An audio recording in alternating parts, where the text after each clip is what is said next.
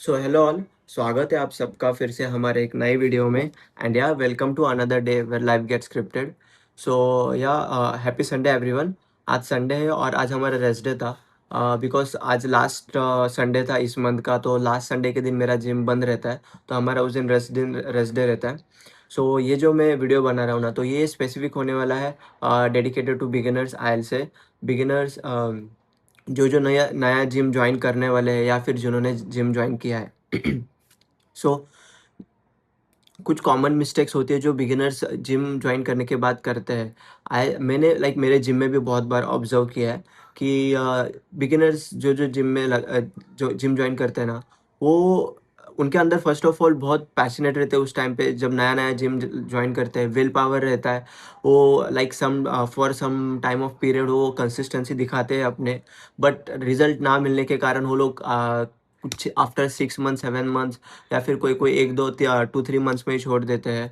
So this is ये कोई right सही तरीका नहीं है अपने वर्कआउट को लेके आयल से। सो हम धीरे धीरे आपको मैं जितना भी मुझे नॉलेज हुआ है ना अब तक, जब से मैं इस चीज़ में हूँ तब से, तो मैं आपके साथ ज़रूर वो शेयर कर रहा हूँ आपसे। So here we go. So first tip to the beginners I'll say कि आप जब भी जिम ज्वाइन करते हो ना, तो आप गाइडेंस लिया करो किसी का। तो आइल से आप यूट्यूब पे देखते हो, आई नो। आप यूट्यूब पे अलग अलग वीडियोस देखते हो, ना कि टिप्स फॉर बिगिनर्स देखते हो। तो इसलिए बिगिनर्स कोई भी जिम ज्वाइन करता है ना, तो वो वही चीज़ वो किसी बॉडी बिल्डर की या फिर कोई फिटनेस इन्फ्लुएंसर जो बहुत टाइम से कर रहा है, जो 6 7 ईयर से इस चीज़ में है, उसको कॉपी करने का देखते हैं। उसकी एक्सरसाइज करते हैं हार्ड। उनका अगर चेस्ट का मसल है, तो वो चेस्ट के लिए 4 5 एक्सरसाइज करेंगे।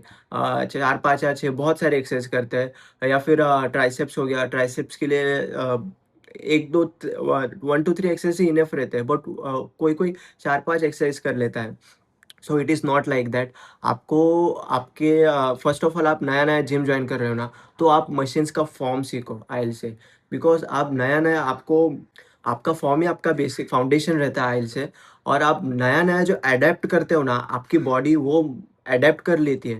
बिकॉज आप आपकी मेमोरी मसल मेमोरी वो बन जाती है कि आप अगर समझो आप नया नया चीज़ें जो सीख रहे हो, और वो आप अगर लाइफ टाइम के लिए जिम कर रहे हो ना, just leave it for life time. अगर आप हो 2 3 मंथ्स के लिए भी कर रहे हो, तो आप जो स्टार्टिंग में परफॉर्म करते हो ना, जिस तरीके से वो एक्सरसाइज आप फॉर्म नहीं देखते या फिर आपका फॉर्म इनकरेक्ट रहता है तो भी आप करते हो, तो आपकी बॉडी वो अडेप्ट कर लेती है और आप उसी फॉर्म में वो एक्सरसाइज करते हो।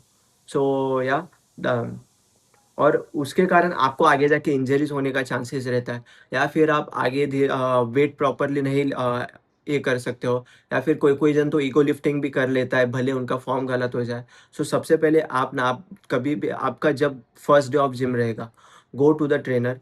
उस ट्रेनर से पूछो कि आज मेरा फर्स्ट डे है, और जिसको बिल्कुल नॉलेज नहीं है ना, जिसका फर्स्ट टाइम है, जो फर्स्ट टाइम जिम के अंदर पैर रख रहा है, तो वो उनसे गाइडेंस लो। वो आपको प्रॉपर गाइडेंस देंगे। या फिर आपका कोई फ्रेंड है जो इस चीज़ में बहुत टाइम से इन्वॉल्व है, तो वो आपको प्रॉपर गाइड करेगा। और थोड़ी उनको उनकी सुना करो। बिकॉज आइल से कि कोई कोई किसी किसी को लगता है कि ना हमने इस पे देख लिया तो हम ये बराबर कर रहे हैं, तुझे नहीं आता। ना मैन, उनको है ना थोड़ा बहुत तो नॉलेज रहता है। भले ही अगर कोई बंदा है जिसकी फिजिक नहीं है, but he is doing this thing since last 2 3 years, but he is definitely having some knowledge. उसकी फिजिक देख के उसको जज मत करना। उसको नॉलेज रहता है, but because of some issues उसका कोई बिकॉज ऑफ सम इश्यूज उसकी फिजिक नहीं बन रही है, उसका प्रोटीन गोल हिट नहीं हो रहा है, या फिर कुछ इसलिए। वरना किसी किसी को लगता है कि अगर जिसकी फिजिक नहीं है वो गाइडेंस कर रहा है, तो ये बोलते हैं इसकी खुद की फिजिक नहीं है, तो यह हमें क्या बताएगा। ना, ऐसा नहीं है। अगर आपके ट्रेनर की भी, बिकॉज मैंने मोस्टली देखा है ट्रेनर्स के साथ ऐसा होता है, जो जिनके ट्रेनर्स की मोस्टली फिजिक विजिक नहीं रहती है, तो भी वो एक अच्छे रीज़न की वजह से गाइड करने जाते हैं। बट बच्चे उनको इग्नोर कर देते हैं, सीरियस नहीं लेते। सो उनको उनकी सुना करो। आपका फॉर्म ही बेसिक क्लियर रखो। उसके पीछे रीज़न ऐसा है कि आप अगर फॉर एग्जांपल आप कोई एक्सरसाइज सीख रहे हो, let's take example best for squats. आप अगर स्क्वाट्स सीख रहे हो और भले ही आपकी मोबिलिटी अच्छी हो, और आप अगर आप नीचे नहीं जा पा रहे हो, भले आप वो बारबल के साथ कर रहे हो या फिर स्क्वाट्स के मशीन के ऊपर कर रहे हो या फिर ऑन स्मिथ मशीन कर रहे हो, तो भी आप अगर लाइक नीचे हाफ ही नीचे ले रहे हो, आपका फुल डीप स्ट्रेच नहीं ले रहे हो, भले आपकी मोबिलिटी अच्छी है तो भी, तो आपकी बॉडी है ना वो अडेप्ट कर लेती है। और आप जैसे स्लोली स्लोली आगे जाते हो ना, तो आगे भी आप कभी भी फुल डीप ऑफ स्ट्रेच नहीं ले पाओगे, बिकॉज आपका फॉर्म, आपने जो स्टार्टिंग में बॉडी को सिखाया है ना, आपकी बॉडी वही करेगी। आप फिर कितना भी ट्राई करो कि थोड़ा और नीचे जाते हैं, आपसे होगा ही नहीं, बिकॉज आपकी बॉडी स्टार्टिंग में वही चीज़ अडेप्ट कर लेती है जो आप स्टार्टिंग में सीख रहे हो। जैसे आपको बचपन में सिखाया जाता है कि आपको यही हाथ से ऐसा खाना खाना है, तो आप धीरे-धीरे कैसे आगे भी फ्यूचर में वही वही चीज़ें करते हो जो आपको बचपन में सिखाया जाता है। It is something like that only, कुछ डिफरेंट नहीं है। तो इसलिए आपके फ़ॉर्म के ऊपर ध्यान रखना और फ़ॉर्म ठीक से सीखो और फिर ही आगे जाके एक्सरसाइज़ परफ़ॉर्म करो। थोड़ा टाइम लो चाहिए तो जस्ट रश नहीं है कोई भी। आप जस्ट ऐसा मत सोचो कि मुझे 1 मंथ में फ़िज़िक बनानी है, 2 मंथ में फ़िज़िक बनानी है। तो जस्ट हार्डली 2-3 डेज़ में आप सीख जाओगे, ऐसा नहीं है, टाइम लगता है चीज़ों को समझने में। गिव सम टाइम, थोड़ा पेशेंस से काम रखो और फिर आगे देखो, आपका फ़ॉर्म भी सही होगा ना, तो आपके रेप्स भी ज़्यादा जाएँगे। आपका आपको आपको कोई इंजरी कंसर्न भी नहीं होगा in future I will say. So point number 2, कोई भी ना बिगिनर एक्सरसाइज़ेज़ बहुत करता है जब वो नया-नया जिम लगाता है। बिकॉज़ मैंने देखा है मेरे जिम में कि जो-जो नए जिम्स लगाते हैं ना, वो लोग चेस्ट के 5-6 एक्सरसाइज़ करते हैं। उसके वजह से जो लोग बाकी के करते हैं, उन लोग को रुकना पड़ता है। ऐसा नहीं है आपको 5-6 एक्सरसाइज करने की नीड नहीं पड़ती है सच्ची। ये मिस्टेक मैंने भी की है और मैं आपको आई विल एक्सेप्ट दैट जी कि ये मैंने भी मिस्टेक किया है कि मैं भी जब नया-नया जिम लगाता था, तो मैंने 5-6 नहीं, बट हार्डली मैं 5 तो एक्सरसाइज करता ही था। मैं इंक्लाइन चेस्ट भी करता था, मिडल चेस्ट भी करता था, डिक्लाइन चेस्ट भी करता था और फिर पेग डेक फ्लाई भी करता था। केबल के साथ भी करता था। सो फिर मुझे धीरे-धीरे समझ में आया कि इतना नहीं करना है, फिर मैंने कम किया और फिर और या चेस्ट प्रेस करता था, पेग डेक फ्लाई नहीं, वो चेस्ट प्रेस का मशीन रहता है ना, वो भी करता था। बट धीरे-धीरे मुझे चीज़ें क्लियर हुई और समझ में आने लगा कि नहीं, इतना करने की नीड नहीं है। तो फिर यही यही पॉइंट मैं बोलूँगा, बैक के लिए भी आपको 5-6 एक्सरसाइज करने की नीड नहीं है। चाहिए तो आप अगर ब्रो स्प्लिट फ़ॉलो कर रहे हो, तो दूसरे बैक के दिन आप लाइक डिफरेंट एक्सरसाइज लिया करो। बट उसमें पुल डाउन और सीटेड रो है ना, वो फिक्स रखा करो। बिकॉज़ वो आपको हॉरिज़ॉन्टल और वर्टिकल पुल आपको एक्चुअली में आपका बैक बिल्ड करने में हेल्प करता है। और बाकी के जो बेंट ओवर रो हुआ या फिर दूसरे एक्सरसाइज है, वो आप हार्डली आप अगर 3 या 4 एक्सरसाइज भी करते हो ना, बैक का हो गया या फिर चेस्ट का, तो दैट इज़ इनफ, ज़्यादा एक्सरसाइज करने का नीड नहीं है। And so tip number 3 I will say कि डोंट डू ईगो लिफ्टिंग। आप ईगो लिफ्टिंग कोई भी एक्सरसाइज में कर सकते हो, आपको लगता रहेगा लाइक आप चेस्ट में कर लोगे, बैक में कर लोगे, ट्राइसेप्स में कर लोगे या फिर बाइसेप्स में बहुत सारे जन करते हैं, मैंने देखा है। बट आप स्क्वाट्स में कभी ईगो लिफ्टिंग नहीं कर सकोगे, बिकॉज़ स्क्वाट्स एक ऐसी एक्सरसाइज है ना, जो आपको आपकी कैपेसिटी और आप कितना कर सकते हो आपको बता देती है। स्टार्टिंग आप अगर शुरुआती में कोई भी नया जिम लगाता है, तो वो सीधा स्क्वाट्स के ऊपर नहीं जाता है। वो मोस्टली लेग प्रेस या फिर वो जो मशीन रहती है उसके ऊपर प्रेफ़र करता है। बट जैसे आप स्क्वाट्स के ऊपर शिफ्ट होते हो, स्क्वाट्स आपको बता देगा कि आपकी कैपेसिटी कितनी है। आप उसके ऊपर ईगो लिफ्टिंग कभी भी, जब तक आपको वो वेट आपका ज़्यादा रेप्स नहीं जा रहे, जब तक आपका आपका वो फ़ॉर्म करेक्ट नहीं जा रहा है, आप कभी भी स्क्वाट्स के ऊपर ईगो लिफ्टिंग नहीं कर सकोगे। And that's the great reason कि स्क्वाट्स बहुत अच्छी एक्सरसाइज है। स्क्वाट्स के ऊपर आप उतना ही वेट मारोगे जितना आपको मारना है। आप अगर भले ही ईगो लिफ्ट कर रहे हो, आपका रेप्स कम जाएगा, 1-2 ही जाएगा, बट वो आपको बता देगा कि आप अगर ईगो लिफ्टिंग कर रहे हो, तो मे बी आपसे वो शुरू वहाँ से उठेगा ही नहीं और आप अगर अगर कर रहे भी हो ना, तो आप सीधा नीचे बैठ जाओगे। So don't do any kind of ego lifting, आपको इंजरी हो सकता है। ईगो लिफ्टिंग करो, आपका मसल बिल्ड हो जाए उतना करो, बट इतना नहीं कि कुछ डेवलप ही ना हो जाए। आप अगर ईगो लिफ्ट कर रहे हो और आप अगर उस एक्सरसाइज का फुल रेंज ऑफ मोशन ही नहीं ले रहे हो, तो आई डोंट थिंक सो कि वो कुछ वैल्यू ऑफ चीज़ है। बिकॉज़ आपका मसल भी ग्रो नहीं होगा। बिकॉज़ आप ईगो लिफ्ट करते हो तो आप जस्ट हाफ रैप ले रहे हो और ऊपर पुश कर रहे हो। जस्ट हाफ ले रहे हो, ना ही आप डीप स्ट्रेच ले रहे हो। आप जब डीप स्ट्रेच लेते हो ना, तो आपके मसल के ऊपर वो कॉन्ट्रैक्शन बनता है और फिर आप पुश करते हो, तो फिर आपको वो रैप आपका रैप्स कम जाएँगे। आप जब फुल रेंज ऑफ मोशन के साथ करोगे 100% आपका रैप्स कम जाएगा। आपका रैप्स लाइक अगर आप ईगो लिफ्ट कर रहे हो तो आपका जा सकता है 12-13 जा सकता है, और वही आप वेट लेके अगर अ, प्रॉपर सेट कर रहे हो, फुल रेंज ऑफ मोशन के साथ कर रहे हो, तो आपका 5 ही चला जाएगा और आप बोलोगे इतना कम जाएगा, कम कैसे जा रहा है? तो कोई-कोई क्या करता है, इसलिए जिसको आदत है फुल रेंज ऑफ मोशन नहीं लेने का, आदत है ईगो लिफ्टिंग करने का, वो बहुत वेट उठा लेगा फॉर लेग प्रेस और जस्ट हाफ हाफ ही करेगा, दिखाएगा ऐसे कि लाइक मैंने बहुत वेट उठा लिया है। So don't do like that. आप ही के साथ चीट कर रहे हो। आप जब फुल रेंज ऑफ मोशन के साथ करते हो ना, आपको अलग ही लेवल का सैटिस्फैक्शन मिलता है। आप बिकॉज़ आप पूरे जिम में ना अलग ही बंदे बन जाते हो कि आप कुछ अलग कर रहे हो। आप कुछ गलत नहीं कर रहे हो कि अगर फुल डीप स्ट्रेच ले रहे हो और फिर पुश कर रहे हो ऊपर। आपके अगर रेप्स कम जा रहे हैं ना, so don't worry with that. आपके रेप्स कम जाने ही है बिकॉज़ आप बहुत स्ट्रेच कर रहे हो इसलिए, and it is I will say कि गुड रीज़न है।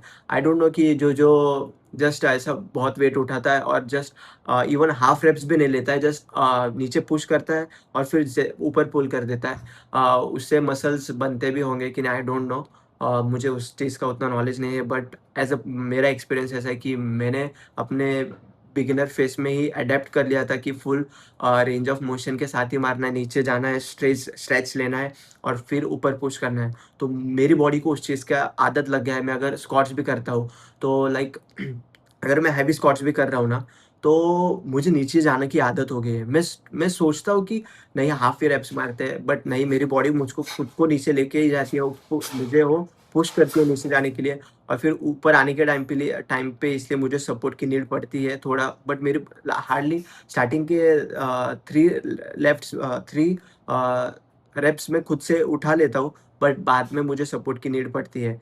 तो इसलिए आई विल से कि do ego lifting, but not in that way कि आपको ये हो जाए, कुछ इंजरी हो जाए। डू इन अ वे जहाँ पे आपके रेप्स कम आए, बट आपको मसल को एक्चुअली में कुछ इम्पैक्ट हो जाए। And the fourth part is कि it is very important part for building a physique. आप अगर एंड इट इज़ डाइट। अगर आप आपकी डाइट अच्छी नहीं रखते हो ना, तो या आपकी डाइट और आपका रेस्ट टाइम या स्लीप शेड्यूल, तो आपकी एक्चुअली फिज़िक बनने में टाइम लगेगा।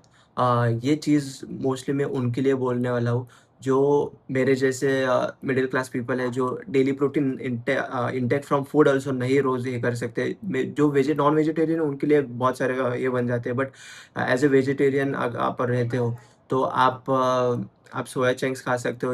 अभी आपको इंटरनेट पे बहुत सारे सोर्सेस ऑफ वेजिटेरियन मिल जाएंगे, बट लाइक आप पनीर तो घर वाले बाहर से रोज़ नहीं ला सकते।